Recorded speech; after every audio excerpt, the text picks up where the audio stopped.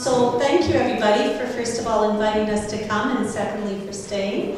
And many familiar faces, but many I don't know. So we're just grateful to have this opportunity to share our story. And I'm going to pass around a few resources as we speak. But the first one is just the United Church wants us to do some reflecting around what you hear today. And so it's just a quick sheet, and as you listen, if you want to jot down points, and then what will happen is I'll type it up and send it back to Betty, and you folks can see what moved people. This will really help us shift our presentation each time we do it. We've been very busy since we got back in January. So I'll start here with John.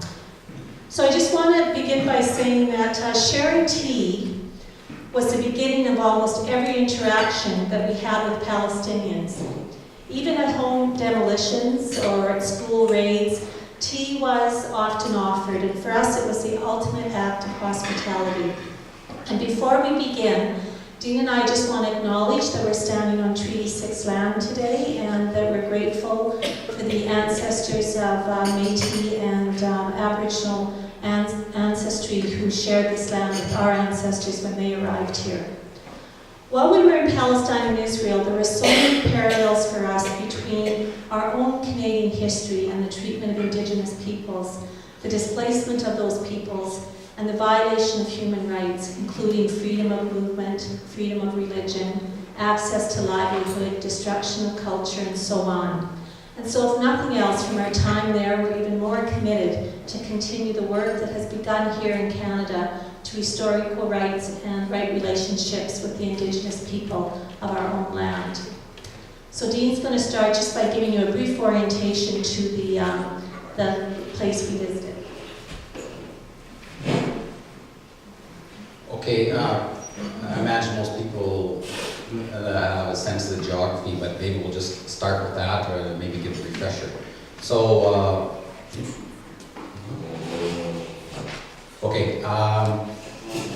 so Israel is there on the east end of the Mediterranean, so you can see it's bordered by Egypt, Jordan, and Lebanon. So that's kind of a high-level one.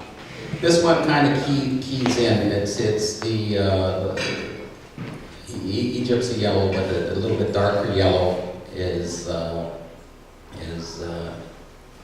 Israel, and the white within that. The major area, the big one, and you can see West Bank lightly. And then in the bottom left, right on the Mediterranean, is the Gaza Strip. So just for some reference, the lake, Sea of Galilee, so that's obviously of significance to us. Tel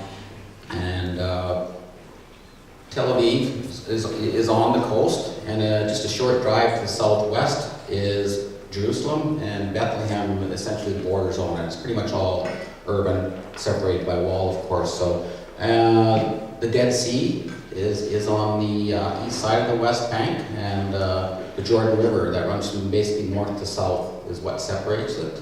And the West Bank, just for reference, I mean, that refers to the West Bank of the Jordan River. So it's down by the lake is fertile, and as you go up to the highlands towards Jerusalem, it becomes rocky and dry. Just a few other little things here. Israel, including the West Bank, Jerusalem, and Gaza, is about 2/3 the size of Vancouver Island. So it's small. You could fit it into the state of Texas 25 times over. The relative proportion of the client territory is 79% Israel and 21% Palestine, or the Palestinian territories, which includes 20% is the West Bank, and a whole 1% is of the entire land mass is Gaza. So this is just a map to show you what's happened over time in history. So the green on the map is what is known as historical Palestine, and the white is Israel. And what you can notice each time in each map is the decrease of the size of Palestine. So the first one is the land in 1945, when it was Palestine and Jewish land. Then the second time was as of the UN partition plan in 1947. The third is what happened in between the period from 1949 to 1967. And the last one is showing in 2000. And I just want you to pay careful attention in that fourth map to what it looks like on the green part, particularly the West Bank on the far right side. So just hold that in your mind, and let's flip to the next one. The same map, only now we're showing 12 years later. And what you notice about that green land that's now in the fourth map? Say it louder. It's broken up. It's broken up. So many people would describe that current state as Swiss cheese. And that's the results of a convoluted road system, the settlements, and the impact of the wall that was started in about 2002. So that's the reality right now, and that's why many people say a two-state solution is no longer possible, both on the Israeli and Palestinian side. Some people are saying that because there's not enough of a land mass for the Palestinians to have a contiguous area of land. So that's why that is being questioned today. Next, please. Just to show you over time what's happened. So pre-World War I, 74% of the population was Muslim, 17% Jews, and 9% Christian. 1950, 47% Muslim, 50% Jews, and 3% Christian. And 2014, 47, 51, and 2%. So most of the Palestinians that are leaving Palestine, the West Bank, and Gaza are Christians, and they're able to leave because they're typically the ones that have more education, and they can often leave on the grounds of religious persecution, which is the way that they're able to enter some countries. But many of them that we talk to both here and back in Gaza and the West Bank is they're leaving because they see no future for their children. It's not because of relationships with the Muslim and Christian Palestinians. Okay, next slide. So Dean's just going to talk right now about the Ecumenical Accompaniment Program, which is the program we went with. Okay, it was formed in 2002 at the call of the churches, actually, in Jerusalem. So that's when it was formed. That was at the time of the Second Intifada, so it was tense and a collective strength on behalf of the churches was felt needed. So in Canada, the United Church is a coordinating partner. So whoever does goes through the program of the United Church. In Israel, it is a non-registered program, so we do travel as tourists. So the length of the program is 3 months, and that coincides with the maximum length of the tourist visa you are able to get. So again, 3 months placements. The 4 to 5 people on each team, both Debbie and I had 5 people in our house. When we went, there were 6 communities served. So South Hebron Hills, which is south of Bethlehem, Jerusalem, Bethlehem itself, Hebron, a large city in the south, the Jordan Valley, and Yanun.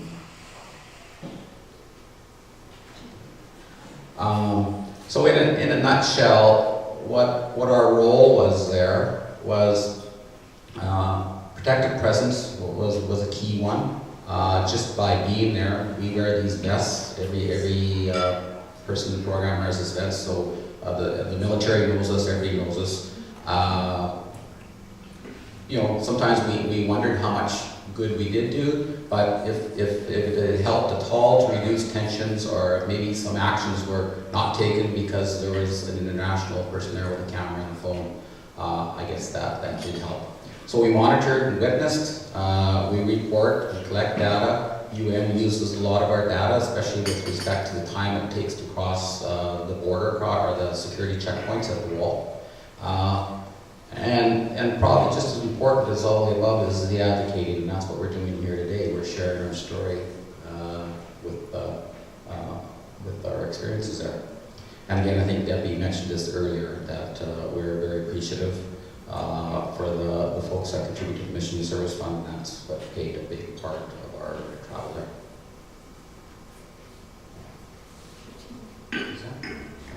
Okay. Better get my quick notes up.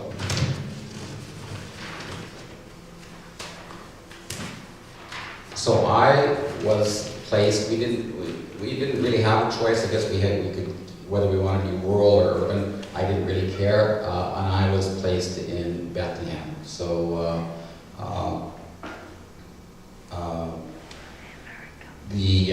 Bethlehem is we'll talk about a little bit further about the area A, B, and C. Bethlehem is a relatively quiet place because it's all in Area A, so there's no military within the city itself. So within town itself, it's quite peaceful and enjoyable. What's the size of the city? Bethlehem, it's smaller than Hebron. It's and then there's Bet Sabur and Beit Jala are cities that are connected to it. I think there's probably 50 or 60 or 70,000 people. It's quite large. Can we go back just quickly to so these are the people I live with in this house. So on the left far left is a teacher from Switzerland. There's myself. In the center is our taxi driver / interpreter. And to his left is Max from Sweden. And then there's Julie from Norway. And your far right is Alejandra from Argentina. So some of our daily tasks, one of our biggest ones was Checkpoint 300. Our house where we lived was about 3 blocks away, so it was very handy for that.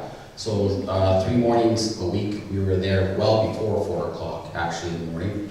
And we were there typically that 3.5 hours until the line subsided. So we did that 3 times a week, and then Fridays, which was a quiet day, we would just go for an hour. And that's when a lot of the more elderly people from Bethlehem would travel into Jerusalem to the Al-Aqsa Mosque for prayers. We would go into the surrounding communities around Bethlehem that were vulnerable and visit. We would report on settler harassments and property demolitions. And 2 days a week, we would accompany kids to school. This is out in the rural area outside of the city. We'd go in the morning when they walk to school, go away, come back in the afternoon. They're coming back from school, and there was military at all these crossings. And a lot of little kids, of course, were intimidated and scared. So Did you keep a diary of daily activities? we did. It's very well organized. It was all when we got back. All our data, when we counted people through the checkpoint, we did it on 15-minute or half-hour increments. And then when we got home, we downloaded it all on the computer, and everything's tabulated. And the schools accounts the number of kids, number of soldiers, and any incidents. What was the threat to the children on the way to school? The threat to the children, it was more of intimidation. There usually weren't child arrests there. There were child arrests, but not there. They could be stopped questioning. I mean, that was another tactic that the military would use. If nobody's watching, they'd police kids aside and, do you know this guy? Do you know that guy? Did that kid throw stones and all that type of stuff? So it's just these are 6-year-old kids, and they don't need that very much. Incidents so the arrests, where I lived, we had one community we called them night raids. They typically show up military in the dead of night, and the doors would get knocked down, and they'd stun grenades and tear gas as required. And there'd be child arrests. They're blindfolded. They have zip ties. Their hands are behind their backs, and they're let out of the house. And as young as 12 years old, parents don't know where they go. They might be told probably the next day where they're at, and they're interrogated. And inevitably, most of them will be released within 48 hours. We also report on land confiscations, and so there'd be orders on land that they're going to lose it for whatever reasons, military purposes or agriculture. We would go and get the details on that. We also attended non-violent protests, so there were some, and again, that's where our presence helped a lot, because if it was just Palestinians alone that gathered, if there's more than 2 or 3, it's seen as a threat in a demonstration, and the church shows up in full riot gear. And yeah, it supports the churches. So on Sundays, we would try to visit 2 churches every Sunday, and a lot of the World Council of Churches supporting members, we would go make our presence at their services. So I think in response to the question about the diaries, all of the data that the UN reports about the number of people going through the checkpoints, the length of time it's taking, comes from this group. So this is really the eyes and ears on the ground. And in many of the home demolitions, everything was done in a standardized form, so it all goes into the UN. And we'll show you a summary of what the first 2 months looked like in terms of that activity while we were there.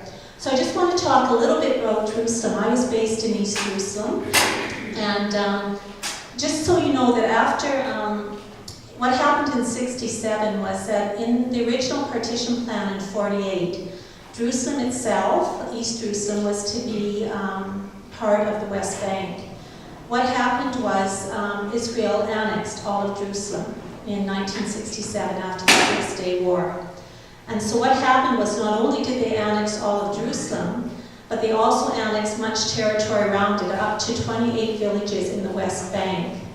And that was quite intentional because the hope is to circle Jerusalem with settlements. And in order to do that, they had to have the land on the West Bank side.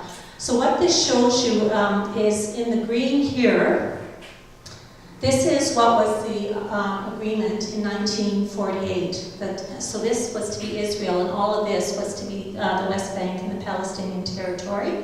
This is the old city, which you notice is part of the original West Bank.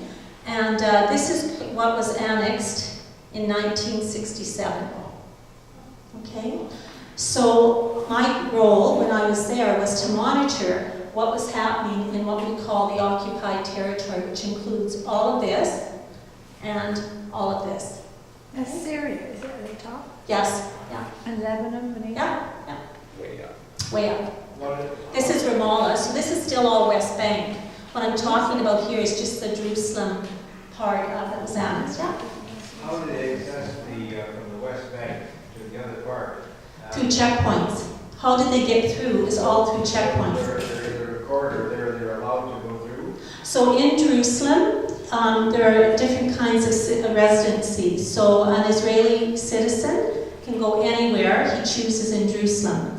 But if you were in Jerusalem on the day after the Six-Day War, when it was annexed, you were given, there was a census done of East Jerusalem and the Old City and all this section that they annexed. And if you were not there that day, if you just happened to be hiding, because there's a war going on, you were no longer having a residency card.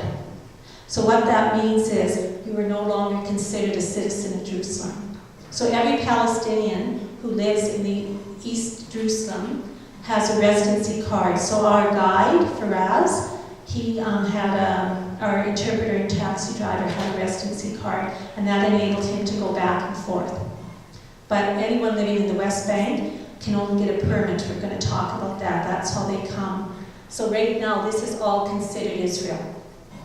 And I'm going to talk specifically about the impacts of that.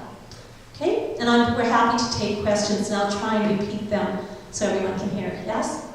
Is there any chance that Jerusalem could become an international city independent of either side?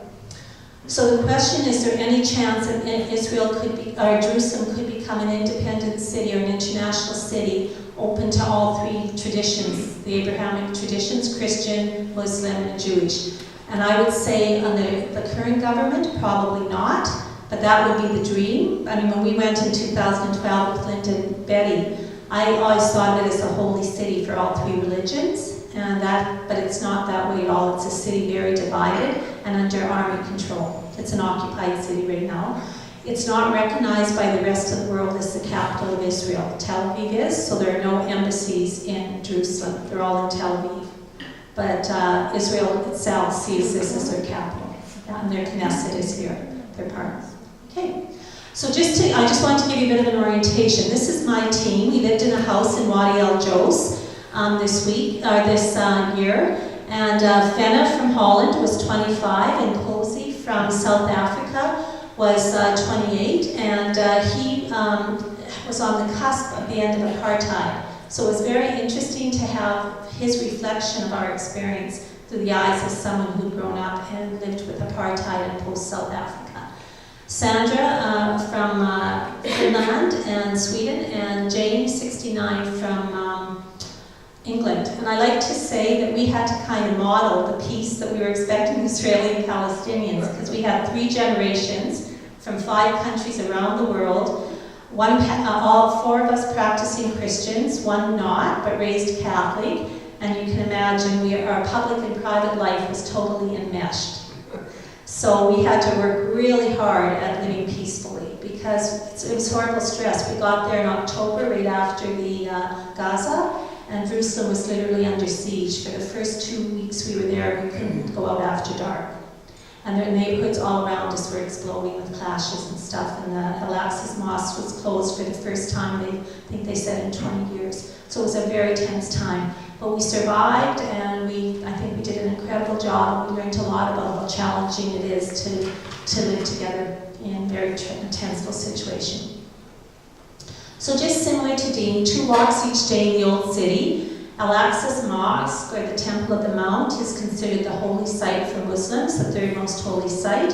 It's also the Wailing Wall, so it's considered very sacred to the Jewish faith as well. We did checkpoint at Kalandia, so to remember at the very top is Ramallah of the West Bank, and that's the main gateway into Ramallah, into Jerusalem from Ramallah is through Kalandia checkpoint.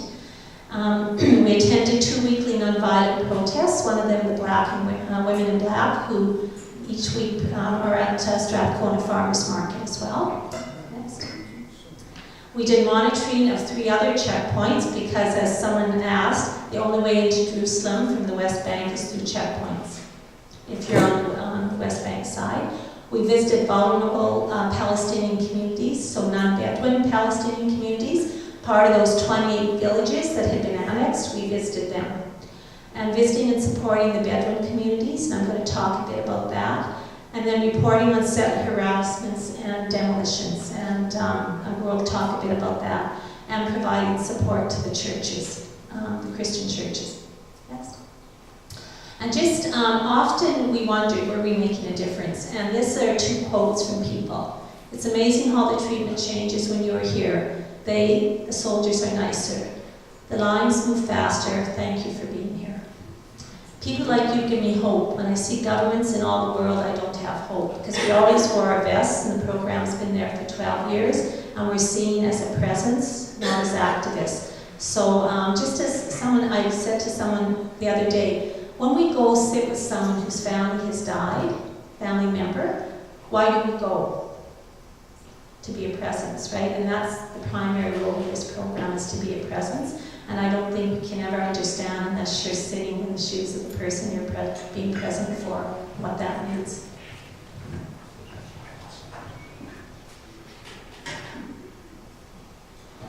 I'll do those. Okay, I'll do the first 3. So there's some new words or phrases that we learned. The first is collective punishment. What that means is when a Palestinian does something violent in Jerusalem or in the Israel itself, they automatically get their home or their family's home demolished.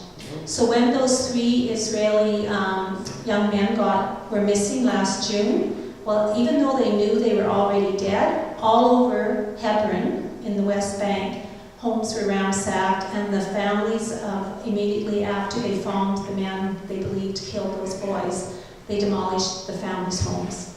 When we got back, just to show you how your mind can get into this kind of mindset, when we got back, the night we were transitioning in Toronto to come home on January 18th was the night the RCMP officer was killed in St. Albert, which is a half a block from our house. And we were literally picking up our suitcases, and I looked up on the big screen and I saw St. Albert, it's 2 blocks the casino where he'd been killed. And I said, Dean, something's happened in St. Albert. But my first thought was that, well, at least they're not going to destroy the shooter's home. Because that's how quickly, when you live in, I can't even begin to explain how you begin to shift your mindset when you're living in a country under security and fear. Samud is my favorite word, and I think it was a bit what Rob was talking about today. It's an Arabic word. It means steadfast persistence. And that's what we saw on the side of the Israeli peace activists and the Palestinian activists working for peace for the past 40-some years. Samud, steadfast persistence. And Dean will speak about the last three.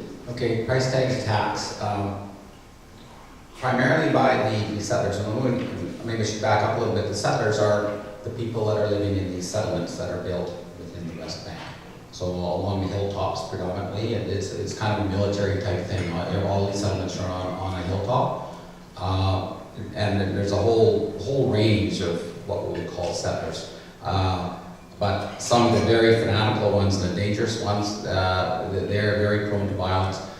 And it's not just against Palestinians, it's against the Israeli government as well. If they feel a court case hasn't gone how they would like it and all that, they will, the price tag attacks is essentially it's vandalism, cutting down olive trees, damaging homes, and it's a spray bomb. So that's how you know it's a price tag attack, because they leave their signature there. Phil Mishmish, that was the first day I was there.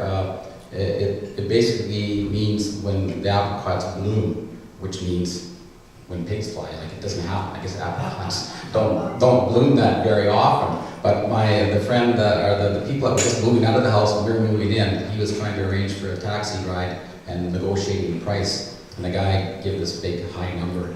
And the young guy said, it's Phil Mishmish. Well, the taxi driver was surprised that this young man knew this term, and it was very funny, so we got a good rate. And the flying checkpoints, that's more like the hard security checkpoints going from the West Bank into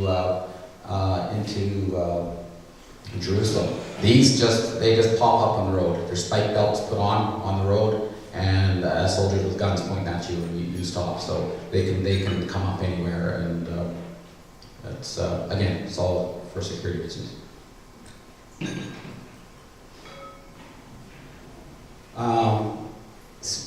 Was speaking with some of the Palestinians, the sense of humor, definitely, and the one we like to talk about is the three kinds of bones that a Palestinian needs. They tell you they need a wishbone, they need a backbone, and they definitely need a funny bone. And this picture is, we went to visit a small village in the far southwest, and it happened to be a day of a wedding.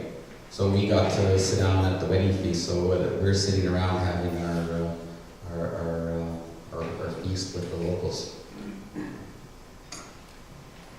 Okay, so I mentioned earlier that a lot of the data that we gather and then we enter on computer forms goes into the UN, and then it's summarized. So this was a summary from we arrived October 18th and we left January 18th. So this is a summary of the data, the incidents that we reported on. I want to start by saying that there is violence on both sides. What seems to be disproportionate, though, is the scale of the violence on the daily life of the Palestinian people and the violation of international humanitarian law. So as you can see, Palestinian fatalities in that time period, there were 11 of them. Their injuries by the Israeli security forces, which is the army mandated by the government, 1,463. Search and arrest operations by Israeli security forces, 1,068. Settler-related violence against Palestinians causing injury or damage to property is 60. Palestinian violence against Israeli settlers causing injury or damage is 106. Structure demolitions of Palestinians is 103 structures, and persons displaced by the demolitions 279.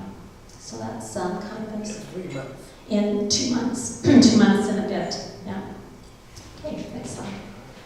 So what we want to do, there's many ways we could tell about our story and experience, and what we've chosen to do is to do it through a human rights lens, because we all understand human rights. So we're going to talk briefly about each of these human rights: destruction of personal property, displacement of people, particularly the Palestinians and the Bedouins, by land confiscation and moving Israelis onto Palestinian land, and the freedom of movement and how that impacts almost every aspect of their life. So yeah, freedom of movement, and I mean it encompasses a lot. Primarily, the barrier, the wall, or the fence depends who you talk to in the world. The structure is referred to with different names, and then other physical barriers and permits. So the permit system, we're told that there is over 125 permits that are out there that the Palestinians deal with. That controls everything from working, you need a permit to work, to build a house, to renovate your house, you need a permit, to marry someone, you need a permit, to travel to Jerusalem, you apply and hopefully get a permit, to go to school, you need a permit. So the life, it's total control, and that alone causes so much frustration on behalf of the people, like in Bethlehem where I was, that they can do nothing. This Christmas was a little abnormal. Typically, when the Christians in Bethlehem want to go to Jerusalem, they would apply through the church, and the church would send in the application to the government, and then a certain number would come back. This season, there was no reason given, but the church has just got the letters, and basically anybody that had ever gone before had a permit. What we did realize was, due to, in part, the Gaza conflict in the summer before, the tourism is down, there's no doubt, all through Israel and the West Bank. So the thought was that the businesses may have been suffering in West Jerusalem, so the Christmas spending in the dollars was they were looking at. Okay. Mary has a question. I do have a question. Okay. Excuse me. Did you get any sense, or did you talk with any Israelis at all? Did you get any sense of where the peace movement is now in Israel? I should really keep this better. The last election was very interesting, I thought, and discouraging. But the Zionist Labor Party group, if they had gotten in, would have had a very different, I think, approach to the whole business of the two-state solution and the attitude towards Palestinians. And did you get any feel about that? Is that peace movement in Israel, that movement that was backing the Zionist labor group, are they going at all? There's obviously a percentage of the population that is totally sympathetic and I have a lot of trouble hearing it here. This is awful. there are people obviously that feel it's not right, and we'll mention some of the names. There's a lot of groups in Israel that are working for peace. Politically, though, it bewilders me a little bit too. It's forming a government in Israel is like India. There's so many parties. It's fractured. The few Palestinian parties that were out there, I think they needed like 2 or 3% of the popular vote to even be recognized, so you could be elected. But if you didn't make that basic number, you were not allowed to participate. Obviously they were unable, for whatever reason, to join forces, and there was hope this election there would be a little that. But peace, I mean, we talked to people in Tel Aviv. We talked to a lady, she was a former Canadian living in France now, and she talked about the youth and young people. She said, if you're educated here, Tel Aviv is just a wonderful city. If you're educated and work in that high-tech industry, yeah, it's 70 kilometers away. They know what's happening, but my life's good, and there doesn't seem to be the impetus to make that change. Plus, I think there's also a percentage of the population that really doesn't know. I mean, we tell that story where I grew up in Saskatchewan. I was about, as a crow flies, 20 miles from a residential school. I knew nothing. I guess I knew the building was there. So I'm not casting fingers. I mean, we've done some of the same. It's just, I don't know. Yeah. Yeah, I think, near the end, we got a couple of quotes, but definitely the peace movement is not as strong as it was. Okay, and so during the Gaza conflict, there was very little public demonstrations happening in Tel Aviv, which hasn't been true historically. Yeah, so just, and we heard that from both Israeli peace activists and Palestinian peace. Can I have one more question? Evidently there's some Palestinians living in Israel peacefully, they're just part of the culture. What percentage would that be? Of Palestinians living in Israel? Yeah. You know, I don't have that. I'll look it up and let you know afterwards. It's very small. They're actually Arab Israeli citizens, right? So they, there are some of them that stayed after the 48, right? But they don't have full rights as citizens. So they live in almost, they would consider the equivalent of reserves. So there's identified Arab villages, and that's where they live. They get less of the education budget. So if you speak with me afterwards, and we're going to give you a handout, there's a couple of books written, one by an Israeli woman who actually lives in one of those villages and does a really good analysis of what life is really like. But yeah, but there are Arab Palestinian citizens living in Israel. This second quote, I just want to draw your attention because I think for me, both in 2012 and this time around, I was asked by a 22-year-old Bedouin girl working on her master's in an English translation. And she lives just outside of Tel Aviv, or Jerusalem, 15 minutes. Why can you go to Jerusalem and I can't? I have never been to Tel Aviv, and Tel Aviv is like 35 minutes away. And she's third generation living in that community. Next. Good. So just to talk a little bit about the physical closures, just very quickly, and we'll move on to the next slide, please. So there are many different types of closures. There are 6 different kinds, 532 in all. And we're going to talk specifically today about the checkpoints, because that's where we had experience.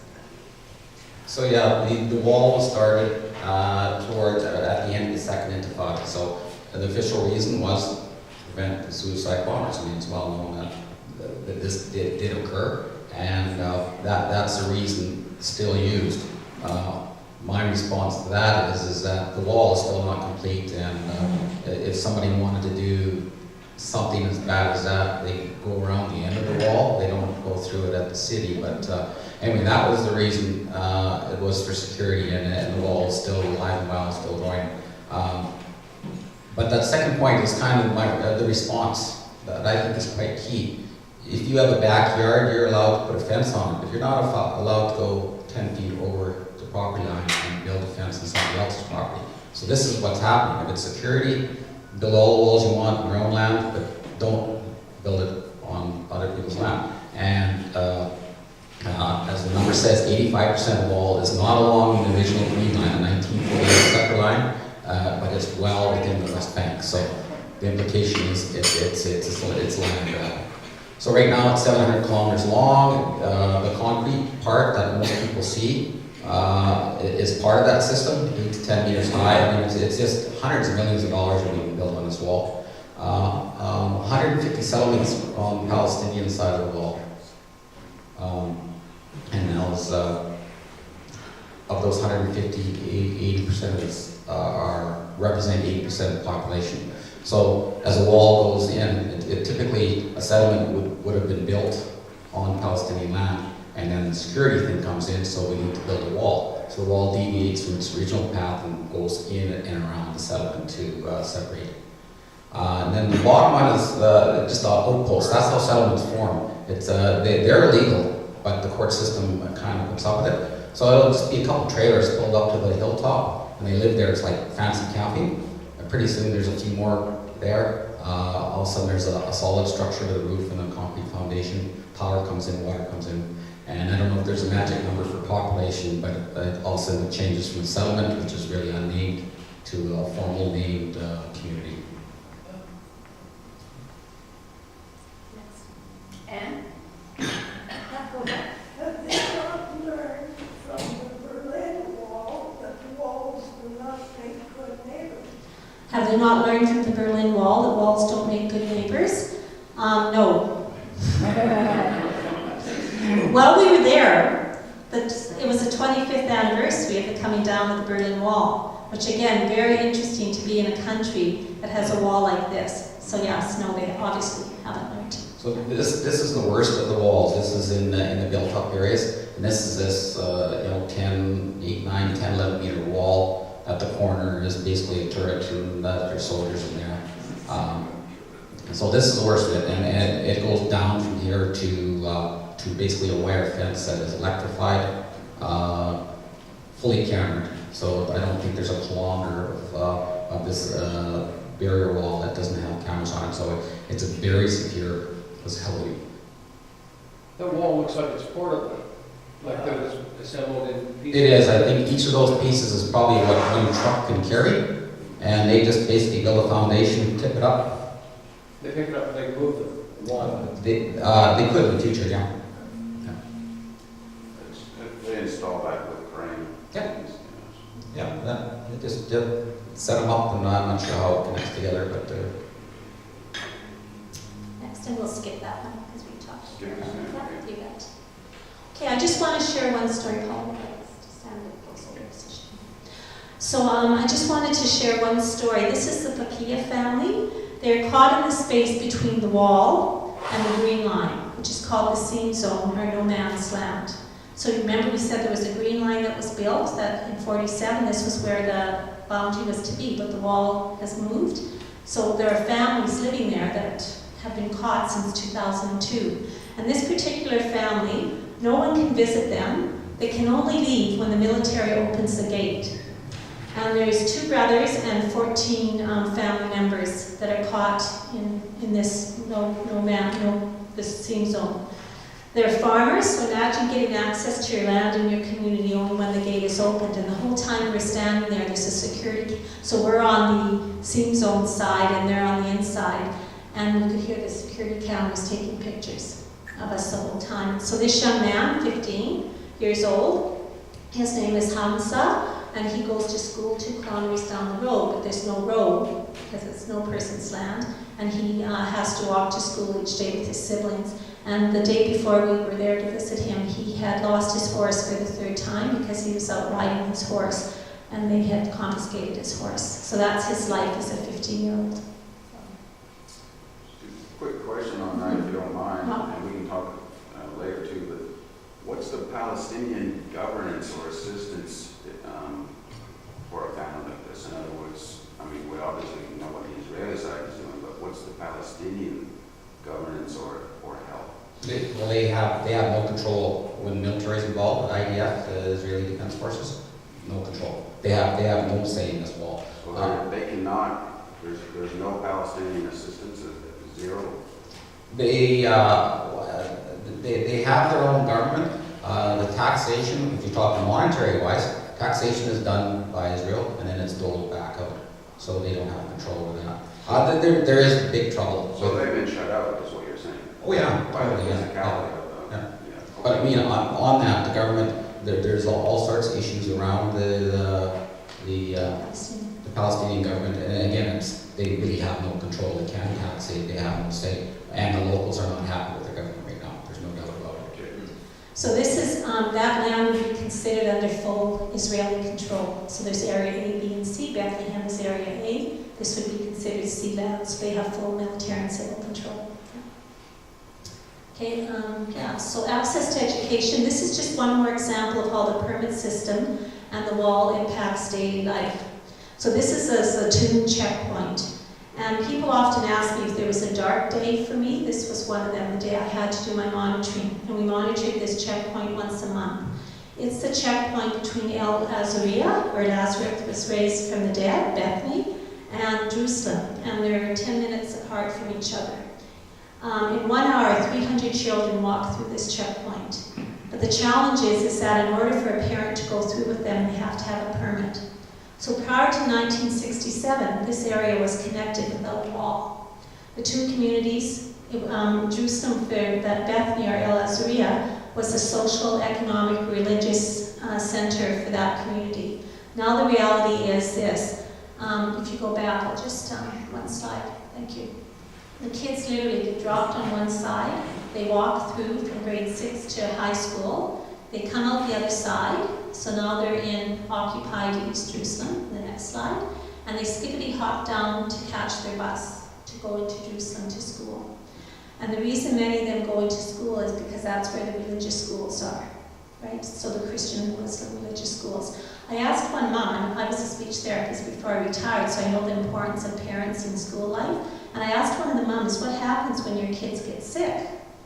And she just shrugged. We called it the Palestinian shrug. They kind of go like this. And she said, I just wait for them to come home. So I want you to imagine grandkids, children, nieces and nephews. This is their life. And yeah, that's their life. And that's the wall back there? That's the wall. So on the other side is Bethany El Azariah. Then we walk through the checkpoint, and we're 10 minutes. I can stand on the hill at El Azariah and see the mosque and see my neighborhood that I lived in. That's how close they are. Next. This is one of my schools in the country to the southeast of Bethlehem. So we would do this twice a week. We went, and this location is just 100 meters up from where the school was. So we happened to be there that day. We obviously didn't see it, but it was reported that it was a settler car that struck this, I think it was a 12-year-old boy. And the reason you can tell a difference is because the settler cars have different colored license plates than the Palestinian cars, so they're bright yellow, and the Palestinians are white and green. So we don't know whether it was an accident, whether he intentionally veered or didn't veer. The point is, he left the scene, he didn't bother stopping, and I don't think it will ever be investigated. He did survive. So military, it's scary. I mean, they were there like in 3 minutes. This big armored vehicle was there, and this is a Palestinian ambulance.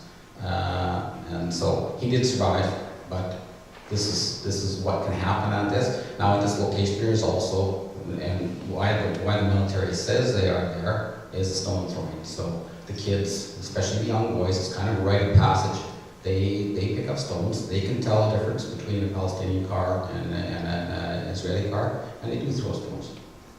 There's a law being touted now that they want to be able to throw in jail for 15 to 20 years for throwing stones. So the kids throw stones, and then the soldiers come. So it's kind of a never-ending cycle.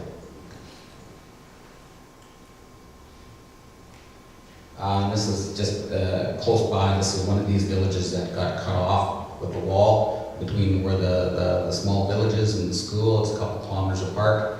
And the kids have to go through this checkpoint on the way to school and the way back. We basically got tossed out of there. Like we were not allowed to go in and watch because the backpacks can be checked and all that sort of thing. And these are 5 and 6 year old kids. The youngest, they're just starting school. So we understood that when they went home at the end of the day, the young kids got out earlier. They would wait until the older kids got out, so they would all go and walk together just through the checkpoint.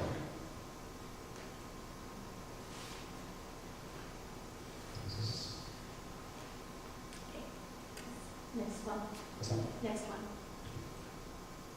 So this is what I call my checkpoint. So this was checkpoint 300. This is between Bethlehem and Jerusalem. It is the main crossing where in this 3 or 3.5 hour period between 6,000 and 8,000 men would cross. They leave at 4 because it can take anywhere from, if there's no people there, in the middle of the day it takes 10 minutes to get through. At the height of the crossing it can take 90 minutes, it can take 2 hours depending on the mood of the soldiers and all that. So people arrive early just on anticipation that it's going to take long. So if they don't get to work on time, it's the employer that controls their work permit. So if they have a job at construction, most of these men are day laborers, they're going to construction sites. So if they tip their boss off for whatever reason, they just don't lose that job, they lose the right to work. And then they have to start over again, they have to find a new employer, and the employer is the one through the government that gets the work permit. So this is, I don't know if there was a dark period in my 3 months, it happened 3 times a week. I just, when it was my turn to go, this was my worst task. I just could not stand it. It was just the pushing, the frenziness. The men on the end there are crawling over the top. Behind where the picture was taken, there's probably 400 people lined up in that little narrow chute. Some people will get anxious. For whatever reason, they have to get to work. They start going over the top. And it just, at times there's 30 and 40 people, and they're trying to drop down into this chute that is just shoulder to shoulder with men. And yeah, so we monitored that. We watch on this side, and we watch on the other side where the security checks are done, and if somebody gets turned back, we would try to help them best we can, or refer them on to somebody else that can help. So while I was there, we had there was a couple of deaths. One was a heart attack, so I don't know if that was, if it could have been induced by the crowding and all that, and lots of fainting, just because there's so much pushing and crowding. And at any time, the gate can close. If they can't keep up on the security side, where they check the fingerprints and the papers and all that, the gate automatically closes. And there's a line of 500 people that are still thinking they're moving, and they just keep pushing forward, and that's when the painting starts. So all that in that piece picture, all those men go in that little room. There's one turnstile that everybody goes through there, and it sits.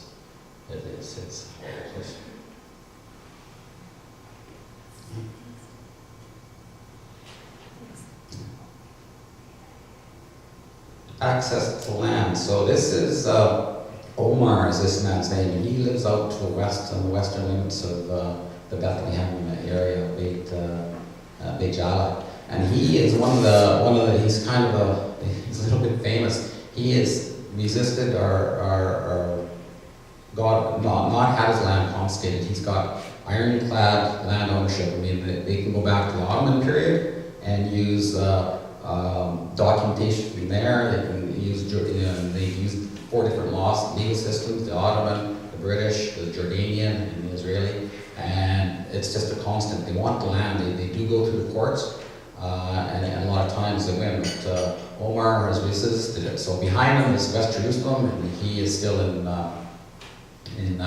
West Bank lands, in the valley between them. And that is the goal of the military wants that land.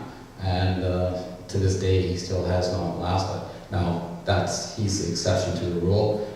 Typically, if the land is wanted, it's either for military, for firing ranges, parks, national purposes, and that's usually enough. And unless they have this ironclad land ownership or right to be on the land, they're evicted from the land. This is again on the outskirts of the city. This road, 2 weeks before this, was just a little dirt road. They called it an agricultural road. So the farmers would come up here. The lands to the right they're olive and grapes, and just small little farms that have little plots of land, and they would take their equipment and come up this little dirt road. In the period of 2 weeks, the gravel was placed and the asphalt's on it, and they knew something was up. No response given, no response at all. But about a kilometer behind where the picture's taken, there is an outpost. So the thought is that this road will become a private road for the settlements, and if the settlers use the road, the Palestinians are banned from it. They get caught being on that road, and simply by seeing the license plate, the military knows it is. I mean, they're off to jail or worse type of thing. So when we left, it still wasn't, the road had been down at the highway at the bottom, it had been barricaded off, and the agriculture season was starting, and they would not be able to get their equipment up the road, and no response, or no reason given. And this is the outpost that I was referring to. It's the trailers. They're building a solid structure just started. Not so close as we got. Their drivers would not go any closer. Within 5 minutes, there was a man with a German Shepherd and an automatic weapon at that gate. So they turned around and left. Great. So the last, yes? There is an attitude, even here in Canada, that because the Israelis have the power and the money to develop Israel, they should. Just like we did with the natives in this country. Is that a comment, or did you have a question? No, I'm asking that, seriously. That's true. Would like to know whether it's a justified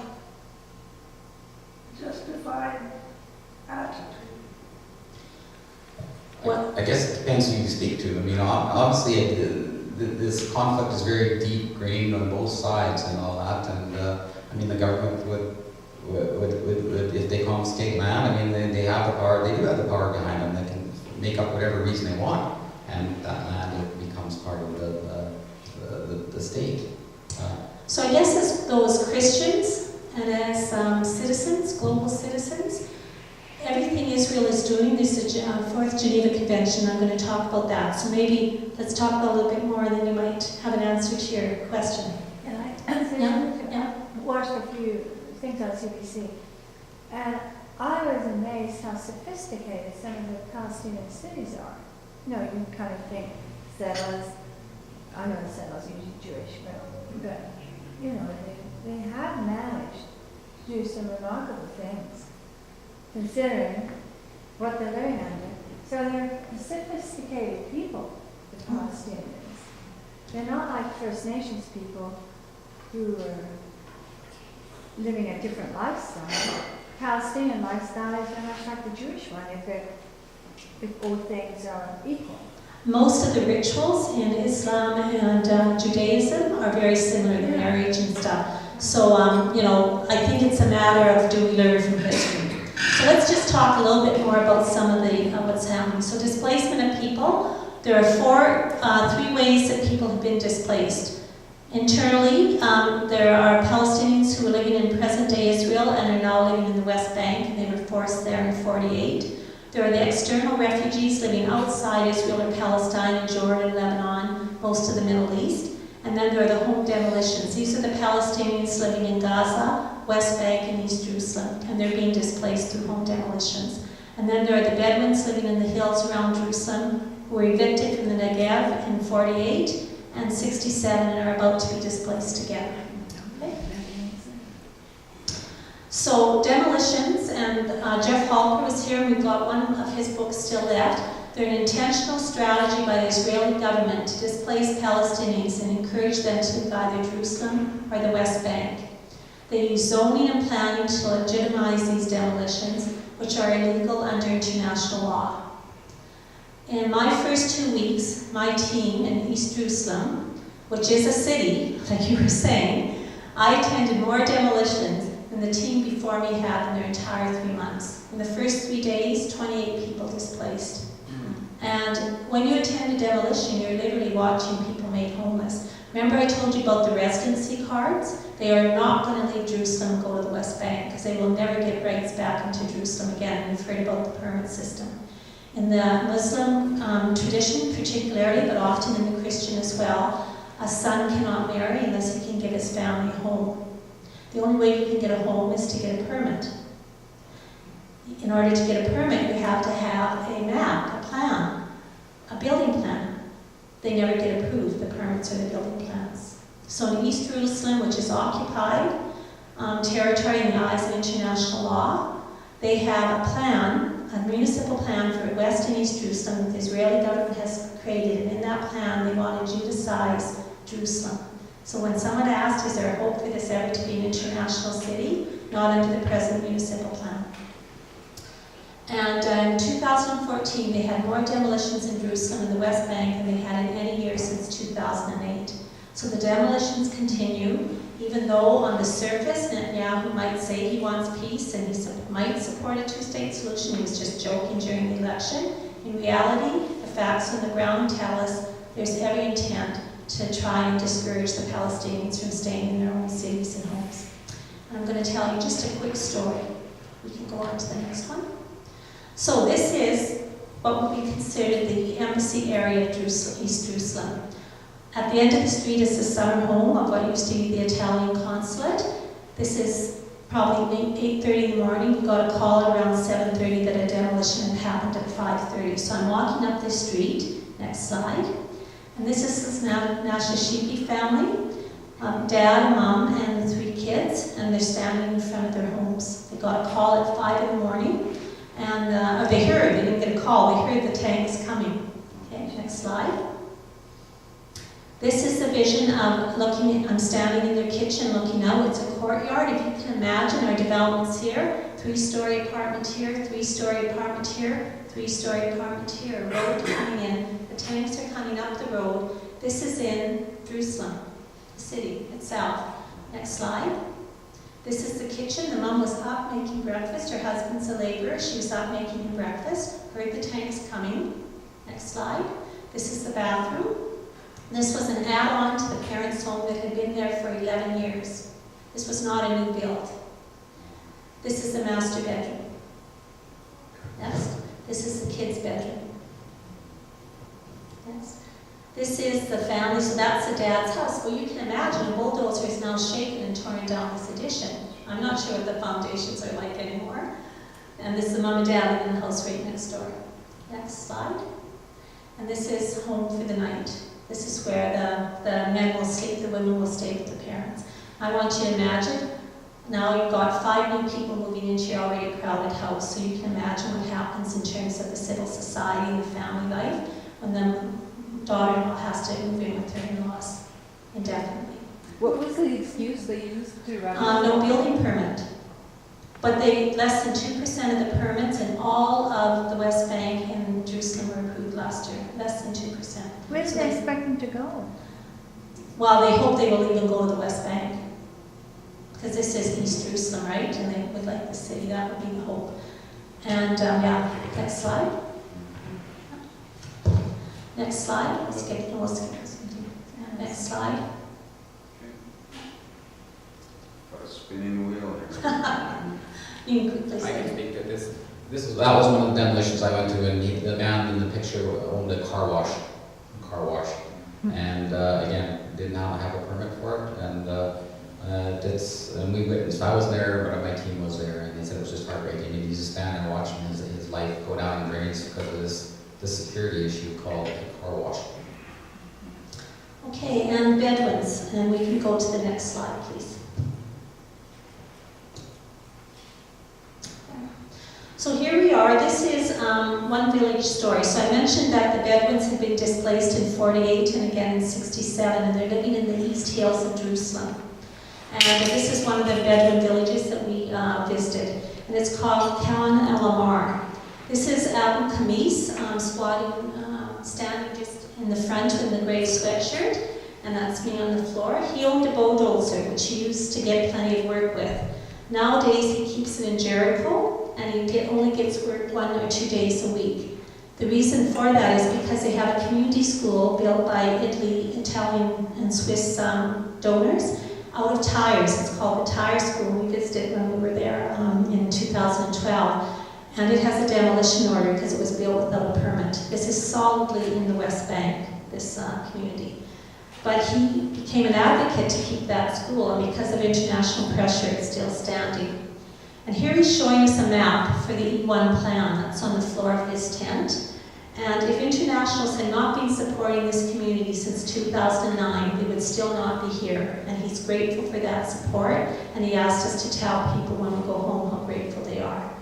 Before 2000, so before the wall started to go up, the villagers had 1,600 head of sheep and goats and 28 camels. And they used to be able to take milk and meat products to the Friday market in Jerusalem. And Jerusalem, again, is only 10 minutes by car from this community.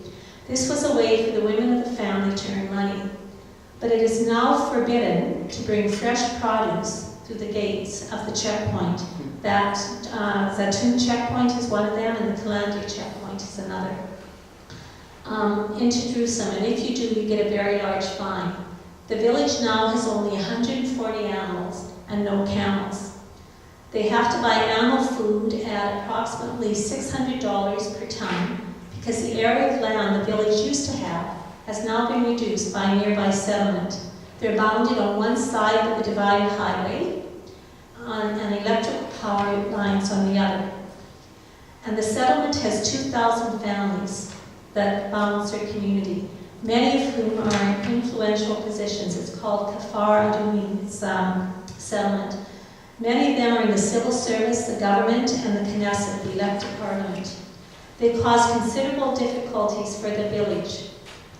When the Tire School first opened, Abu Kamis, the leader, suggested an exchange visit. He suggested that the settlers come down and meet the students. After they were given tea and coffee in the village, the settlers reported that the school was dangerous, that it had been built illegally, and they went to court to try and close it down. The settlement dumps sewage, because the settlements are on the hillside always. They dump sewage down in the homes and schools, especially when it rains. And in a 5-week period, while I was there were 4 instances of settler violence. And the one that we visited the day it happened, settlers came in at 1:30 a.m. with guns and said we were making a tour. So at 1:30 in the morning, they showed up at a Bedouin tent from the settlement on top. And everybody within the house ran to the next tent, and they went inside and completely ransacked the tent. The soldiers were called, but they didn't arrive until the next morning. Nobody has been arrested for any of the incidents.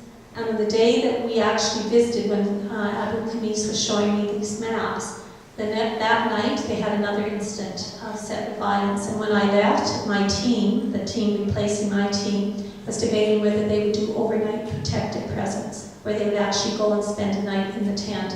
We used to go on Saturdays, like the APPI teams, and stay there to be visible, because that's this holy day for the Jewish community in their home. It's their day off. But the settler violence now has increased to during the night, so now they're thinking they'll do an overnight and be present in the community then. Just an update, on April 1st, 11 solar panels were removed by the Israeli Civil Authority. This village has, Bedouin community has 2 solar panels for the whole village. The school feeds 5 other schools, community students come from. And they had 11 solar panels that were donated by the United Arab Emirates Red Crescent Society, which is the equivalent of our Red Cross. The panels are critical for a community struggling to cope with the loss of their grazing flocks, and so it would enable them to have a fridge, and the limited products they can produce, they could store in the fridge and then sell over time. They could run a laptop, they could have access to lawyers and communicate. They tried to get an injunction to stop the panels that arrived at 9 o'clock in the morning. By 5 o'clock or 10 o'clock that evening, they were gone, and this was an APPI that's replaced me that just reported on that last week. Okay. Just quick. Yes. Why do you think there's no risk to your teams? What's saving you from actually being? Our marching orders are when things get violent or when there's guns and all that, we leave. If you were contemplating doing an overnight. Well, there is some risk with that, yeah. Usually, if we got called out after, we're not allowed to go after 11 from our house out to something like that. Without permission. Without permission, so. There's other groups there, ISM. Yeah. ISM is a group that will stand in front of bulldozers and guns. We don't stand in front of bulldozers. I'm just worried that there are, the more aggressive, if you will, on the other side, they're not going to worry one bit who you are. They're other than the ISM group I mentioned about that are in the midst of a clash. I don't think there's been, the settlers are still leery about internationals. Are they? Good. Well, I think that's the reason we wear the vests. The vests are very well known. The program's 12 years, so because we're always at the back, the most we would do, we've been doing protected presence in caves for shepherds in the Hubbard Valley, which is the most volatile region, right? Or area of the West Bank, and also in the north part of the West Bank. So this violence, it shows you how the violence is moving down. This is not typical what we're experiencing, but no, we're very told clearly our presence is a presence, and so we don't, if we're feeling uncomfortable, like many times in the old city, we just left, because during October it's very bad. Yeah, so you have to use common sense. Next one. So, and we mentioned this briefly before, there are a number of Israeli groups that are working, and you can just read through the list here, and we'll maybe touch on it too. Maxim Watch does checkpoints, and I need to comment on them. They are tolerated more than we are because they're citizens, and it's mostly retired women from the university. That's how it started. So they will handle permit problems with, they can speak the language, and most of them know Arabic too. Women in black that do the nonviolent protests. Breaking the silence is soldiers that have left and are now speaking out against their experience. ICAD down the bottom, Jeff Walker was here earlier this year. So you can just read that.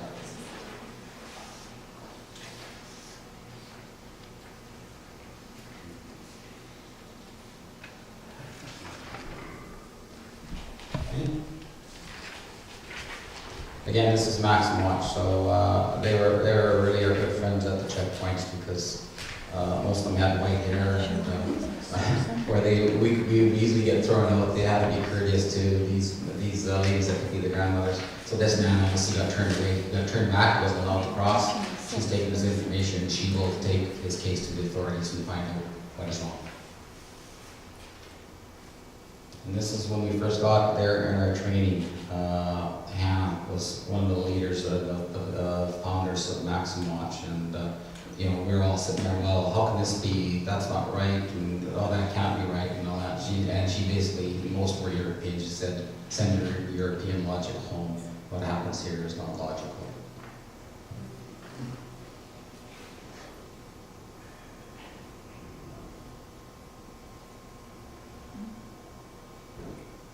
Someone asked earlier about the peace movement, and this gentleman, Mikhail, had come to Israel when he was about 15 to Jerusalem. He loved to study the Talmud, Talmudic style of interpretation of the Torah. And this second quote is his. He's been working since he was 15 years of age. He's now about 75. And he said, Israel was like a house guest, invited into the Palestinian home. However, they didn't enter politely. They walked through the entrance and took over the entire house, the living room, the bedroom, the kitchen, and even the bathroom. And he spoke, he said, what I'm going to tell you when he met with us, our 48 EAs, is not going to be hopeful. And he told the story that his daughter had gathered during Hanukkah, in the December that we were there, with about 15 of her friends at her house. And what struck him was they were all, even though they were still in Israel and in Jerusalem, were leaving in their minds. They were talking about opportunities around the world. And so for many Israelis who are aware of what's going on, understand what it's doing to their own civil society, he was feeling very, very discouraged after a lifetime of working for a just peace. And when he said this quote, I immediately thought of some of our First Nations people and how they described their experience, their invitation to us. So I think it's a call for us to think about what part of the house we're still occupying in our own country. And there, we're done. We'll take some more questions. We're going to pass around this Let's Keep Talking, and this is a brochure that's come out from the United Church. And the nice part about that brochure is on the back of the brochure, there's some YouTube clips that are Israeli-Palestinian peace activists answering some of the questions you've asked. Will there ever be peace, or being anti-Semitic to stand up against Israel? And so I would encourage you to go to those YouTube clips. There's also a tour going, and it's called A Peace and Justice Pilgrimage to the Holy Land. And so I got them here if you're interested. It's a Canadian Basilian Center for Peace and Justice. And they go every year. And what Maurice told me, Father Maurice, who's at St. Joe's here, but soon going to Windsor to the order there, is that you'll meet a holy person every day when you're on his tour, both on the Israeli and the Palestinian side. So that's his challenge. While we were there, Kairos had their 5th anniversary of what was shared in the Minute for Mission today. And we were there in Bethlehem for the 4 days of the anniversary conference. And one of the sessions was about pilgrimages, and to really think about as we go to Israel and Palestine, to make sure that you're seeing the West Bank side of the story. And often we don't. In fact, most maps, there's an Israeli legal aid group, or Irish legal aid group, that actually did a study of all the brochures advertising trips to Israel in Ireland, and actually only one of them even mentioned the West Bank. Everything was Israel. But an important piece was they used international law to say it was false advertising, because they were actually going to the West Bank, they just weren't naming it, and they actually got one of the companies to change their brochure. So when if you're thinking of going to visit, just think about the company you're going with. Are they supporting both sides of the conflict, Israel and Palestine, in terms of economics? And thank you again for being willing to listen. And if you can fill in the forms, that would be great. And we'll take questions. I'll take this one. Way back when you first started here, you had a list of percentages, Christian, Jews, and Muslims. Yeah. And the percentage of Muslims did not change, although the landmass changed. Now, does that mean that, somehow managed to skew the figures, or what happened there? Like Jerusalem is much larger, but the percentage of Muslims is down. Well, that's for all of the West Bank, Gaza, and Israel combined, thank you, the combined territory, right? So what they've done is they've moved them into smaller, they gave the land with people to land with no people. And they moved the people from the land to small area, just like what we did when we settled. You might, this slide, if you want to put maybe a context maybe or something, because I'm not, unless you're listening very carefully, I'm not understanding where these stats. This is from the UN. Right, but when you apply it to the maps you were just showing, right? Yeah. Where do these stats apply? What context? Thank you. And That's a good that suggestion. bottom line is pretty important when we want to talk about a one-state solution. I mean, both sides, Palestinians and Israel, are looking at those numbers. And the population of the Muslim communities are going, I think they're going faster. So there goes the one state, and two state isn't doing well either. Well, and this is absolutely static from 1950 to 2014. Question back. I'm just thinking what Golda Meir said a few years ago, one of the former prime ministers of Israel, as you know. She said, and I may not get this exactly right, but Paul will fix me up. God forgive the Palestinians for making us kill their children. Golda Meir. Anyway, I was at the University of Victoria just about a month ago, and Gideon Levy, who writes RX, there is a peace movement within Israel. There is an alternate voice within Israel itself. He said he could, actually he's lauded as the most hated man in Israel because he speaks up on behalf of Palestinians. And RX has an alternate opinion on many things. But he said he doesn't understand why Israelis are not incensed by what's happening to these Palestinians. And in fact, he went on to say most of the election, the people were focused on Mrs. Netanyahu's returning bottles. That was what occupied most of the people in Israel at that time. Some sort of thing about the prime minister's residence returning bottles, and she was taking the money from it. But anyway, that's what people seem to be focused on. But he went on further and he said, look, he said, I think why most Israelis are desensitized to this issue is because there is a sort of an innate form of knowledge that they are the promised people living in the promised land. And that's what they're after. So the insensitivity maybe derives from that. Did you get a sense of that when you were there? Well, definitely when I was at Calamity Checkpoint, because often that's where soldiers were brought for orientation tours before they join are in the army. And one group in particular just said, of young people, these are 15 and 16-year-olds, that this is our land. But Gideon, when he was here, also said that he probably gave a similar lectures in Vancouver. And what he said when he was here as well is the third reason why they're insensitive is they see them as subhuman. Yeah. They don't actually see them as human. And that's the way to dehumanize. Yes. It makes it easier to kill or, you know. Yeah, you bet. So good point. Thank you for bringing that up. Some of us are part of the BDS, boycott, divest, and so therefore we refuse to buy anything from Israel or anything on Israel, especially on the settlements, and that especially includes like the soda stream at London Drugs. So when we were in Victoria, the Israeli apartheid movement there had demonstrations at London Drugs to say, hey, you shouldn't be selling this. You know? And so it's working on quite a few projects, as you probably know. Yeah, it's quite exciting. The sign of hope is the European Union right now, and the stance they're taking on the labeling of products from not just the settlements, but from Israel as a whole. The message was clear this time, 2014, from Palestinians and Israelis, that it will be the international community that is going to shift this. And so everything we can do on this end, whether it's writing, our MLAs, our MPs and Prime Minister, boycott, divestment, there's a link, I think, on here, and on the sheet we've given you to engage. I mean, that's going to be the solution. Any other questions, comments? Yes, Rob? Debbie, I'm surprised you only had one dark day. Oh my gosh.